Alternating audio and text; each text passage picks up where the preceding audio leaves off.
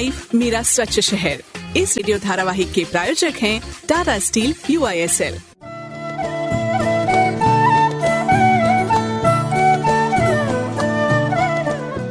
मेरी लाइफ मेरा स्वच्छ शहर लेकर हाजिर हूँ मैं प्रभाष और मैं मधु। आप सबको हम दोनों की तरफ से नमस्कार। प्रभाष, आज मैं आपके लिए गिफ्ट लाई हूँ। अरे शुक्रिया शुक्रिया, लेकिन तुम्हें कैसे पता कि आज मेरा बर्थडे है? ओ प्लीज प्रभाष, मुझे पता है कि आज आपका बर्थडे नहीं है। गिफ्ट तो दे ही रही हूँ, फिर बहाने क्यों बना रहे हो कि गिफ्ट लेना है इसके लिए आपको? ओहो, स्मार्ट लेडी। याददाश्त अच्छी है आपकी। फिर ये गिफ्ट किस खुशी में? याददाश्त तो अच्छी है, लेकिन ऐसा कुछ स्पेशल नहीं है प्रभाष। वो क्या है ना कि मैंने अपने कुछ पुराने कपड़े और कुछ पुरानी चीजें एक आंटी को दी थी। वो इन वेस्ट मटेरियल से ना रिसाइकिल करके कुछ अच्छी और सुंदर सी चीजें बनाती हैं। अच्छा, ये तो बहुत बढ़िया बात है। देखो, पुरानी साड़ियों से कितने अच्छे डोरमैट्स बनाए उन्होंने, और ये देखो सुंदर सा गुलदस्ता भी बनाया उन लोगों ने। सचमुच लग ही नहीं रहा कि पुरानी चीजों से बने हैं ये सब। पसंद आया ना? बिल्कुल बिल्कुल। तो ये सुंदर सा फ्लावर पॉट आपके लिए। ओहो, थैंक यू मधु। यदि इसी तरह हम पुरानी चीजों को रिसाइकिल करके नई चीजें बनाने लगे तो कितना अच्छा होगा। बिल्कुल। यदि आप नहीं बना सकते तो अपने शहर में RRR सेंटर्स खुले हैं। आप अपनी पुरानी वस्तुएं उन्हें दे सकते हैं। और फिर उन वस्तुओं से क्या कुछ बन सकता है, आइए सुनते हैं हमारे आज के इस नाटक में। चलिए सुनते हैं।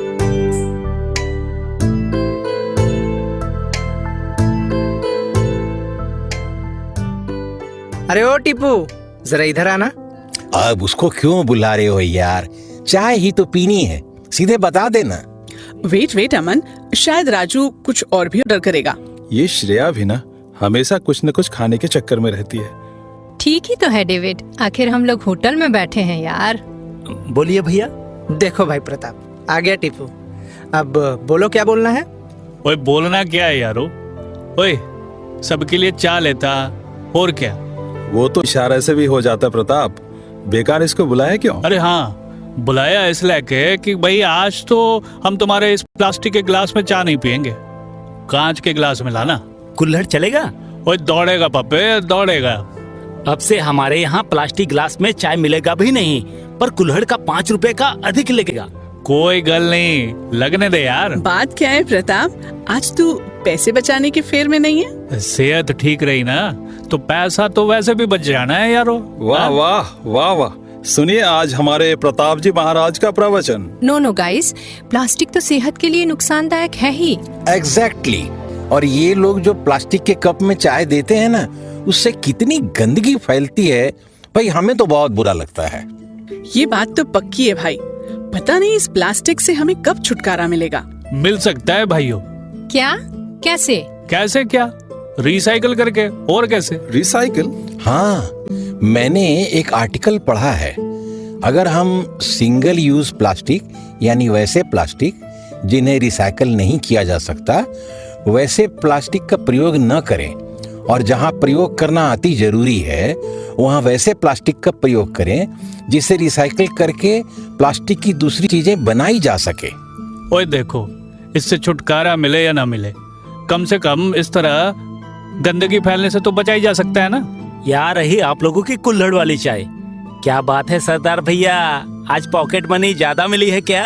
अरे इसकी छोड़, ये बता तुम लोगों ने कुल्हड़ कब से रखना चालू कर दिया? डिमांड सर डिमांड, मार्केट तो डिमांड पर चलता है। लीजिए, आ गए एक और प्रवचन मास्टर। दीदी, असल में मेरा मालिक बदल गया है, एकदम कड़क आदमी है, सब कुछ बदल दे रहा है। ओहो, तब देख सावधानी से रहियो, नहीं तो तुझे भी बदल देगा। हो सकता है, एकदम हो सकता है, ये तो कुछ कर सकता है। क्या मतलब? अब देखिए ना, हम लोगों से सूखा कचड़ा और गीला कचड़ा अलग करवाता है। कहता है कि गीले कचड़े से खाद बनवाएगा। आफत है। ओए तो इसमें आफत क्या है पापे? इससे तो तुम्हारा होटल और साफ सुथरा होगा। और बच्चे, ऐसे आदमी को कड़क नहीं परफेक्ट आदमी कहते हैं। अरे बाप रे, इधर ही देख रहा है, जाते हैं भैया। अच्छा यारो, पहले चाय पी जाए। हाँ हाँ, पियो जी पियो। अरे मैं क्या कह रहा था यारों, इस होटल के नए मालिक से मिल लेना चाहिए हमें। क्यों? तुम्हें भी होटल खोलना है क्या? नहीं, ये एक परफेक्ट आदमी लगता है। देखो ना, होटल के कचरे को भी रिसाइकल करवा रहा है। ऐसा कहते हैं बहुत लोग, लेकिन करता कौन है? He is right. शहरों में होटलों से निकला कचरा गंदगी और बदबू का बड़ा कारण बन जाता है। कई होटलों में तो मैं सिर्फ बदबू के कारण नहीं जाती। वैसे भी रिसाइकलिंग तो बहुत जरूरी है। इनफैक्ट मैं इसी पर कुछ बिजनेस करने की सोच रहा हूँ। गुड आइडिया, लेकिन करोगे क्या? बहुत सारी चीजें हैं यार, जैसे होटलों और घरों में उपयोग होने वाले कांच के बोतल जो भारी मात्रा में वेस्ट होते हैं, उनको गलाकर अच्छे आर्ट पीस बन सकते हैं। कपड़ों की रिसाइकलिंग करके बहुत सी अच्छी चीजें बनाई जा सकती है। आर्ट और क्राफ्ट में तो कपड़े, मेटल, प्लास्टिक, कांच सबका उपयोग हो सकता है। अब तू क्या सोचने लगा प्रताप? ओए, मैं सोच रहा हूँ कि मैंने भी डेविड का साथ देना चाहिए। साथ किस चीज में? चाय पीने में? वो तो हम सब पी रहे हैं। इसी तरह हम सभी मिलकर ये बिजनेस करें तो एक ही छत के नीचे ढेर सारी चीजों की रिसाइकलिंग। मतलब तू होटल का वेस्ट जमा करके खाद बनाएगा? सिर्फ होटल ही नहीं, हम तो घरों से भी कचरा उठाएंगे। Are you serious? सोच लो, अक्सर कॉफी हाउस की बातें यहीं होकर रह जाती है। क्यों यारो? अरे तुम लोग हंसे नहीं? बहुत बेरोजगारी है यार राजू। 3 साल हो गए काम ढूंढते हुए। कितने दिन ऑफर की बाट जोहेंगे हम? सिर्फ डिग्रियां बटोरने में समय गंवाने से क्या फायदा? हाँ यारो, ये फील्ड बड़ा है, हम इसमें लंबे समय तक काम कर सकते हैं। सॉरी दोस्तों, मुझे हंसना नहीं चाहिए था। लेकिन हंसना तो पड़ेगा, क्यों दोस्तों? हाँ हाँ, हंसना पड़ेगा। लेकिन क्यों? क्योंकि हम अपनी फैक्ट्री में हंसी की भी रिसाइकलिंग करेंगे।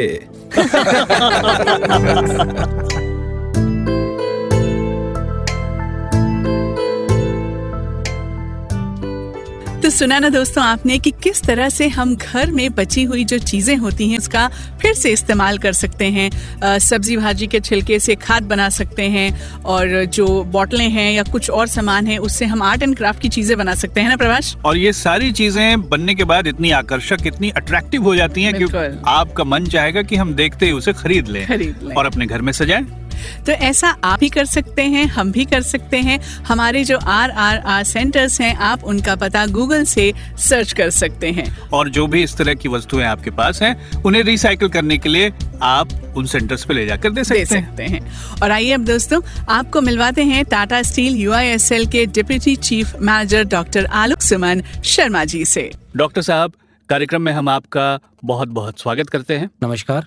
आज का ये प्रश्न है कि ऐसी क्या बात है जिसके कारण इस कैंपेन को कम्युनिटी लेवल पर करने की आवश्यकता महसूस हुई? कम्युनिटी लेवल पे चलाने की जरूरत इसलिए है कि जब भी इन्वायरमेंट रिलेटेड इशू होता है या पोल्यूशन रिलेटेड कोई इशू होता है, तो उसका जो सबसे बड़ा कंट्रीब्यूटर होता है वो भी कम्युनिटी ही होता है।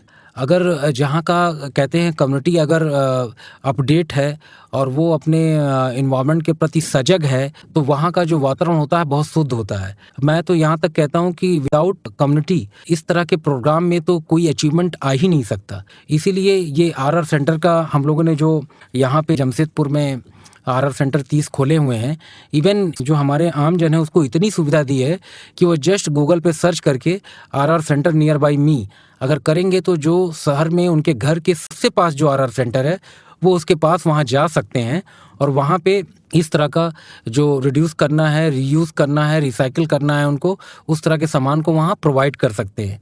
इसमें जैसे किताबें हैं, बहुत घर में बच्चे पढ़ के निकल जाते हैं, किताबें पहले से पड़ी रहती हैं तो वो किताबें दे सकते हैं। जूते हैं, बहुत से जूते खराब पड़े रहते हैं, उनको दे सकते हैं। या बहुत से जैसे प्लास्टिक के हैं जो चेयर है या सोफ़ा, ये मतलब ऐसी बहुत सी चीज़ें हैं जो रीयूज हो सकती हैं, जो घर में आपके उपयोग का नहीं है लेकिन किसी और के उपयोग का हो सकता है।